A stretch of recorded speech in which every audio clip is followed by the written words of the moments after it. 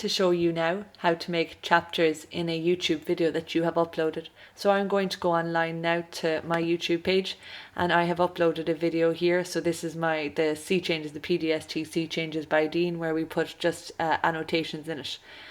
Right, so the chapters are here. You can see them. These are the labels that I made for the different chapters. So I was doing, I think, instrumental techniques at the time. So I put Art Go here for my students so they could find it when they're studying it.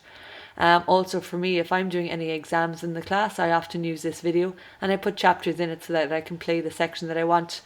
You can see they're all labeled there, and this is how I did it. I went into edit video.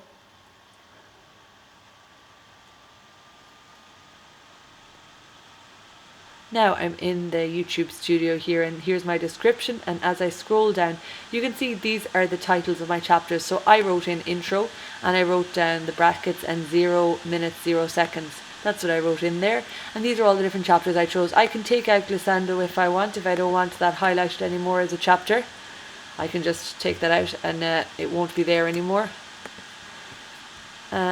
Or I can add in different sections as I want. So all I do is you write down the name of your chapter that you want, and you put in your brackets and your minute and seconds. I hope that works for you now. There shouldn't be any issue. And you also save it then at the end, and you have different chapters for different sections. Now this only works for videos that you have uploaded yourself. And the second thing that I wanted to show you was that if you want to share a video with your students from online, from YouTube, but you don't want it to start at the beginning.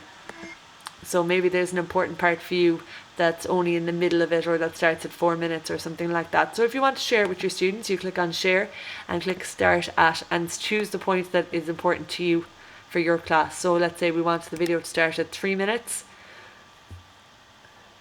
and we'll say 30 seconds. Alright, so now you'll notice that this has changed here. So 3 minutes 30 seconds, and then you just copy your URL for that. And that's your ready to go. So you can paste that up here in the address bar if you like, if you want to play it from there, or if you're sharing it with them on Teams. That's what we use in our school. You can paste it into their Teams chat and you can share it that way if it's something for homework or something like that. I hope this was helpful. Thanks very much.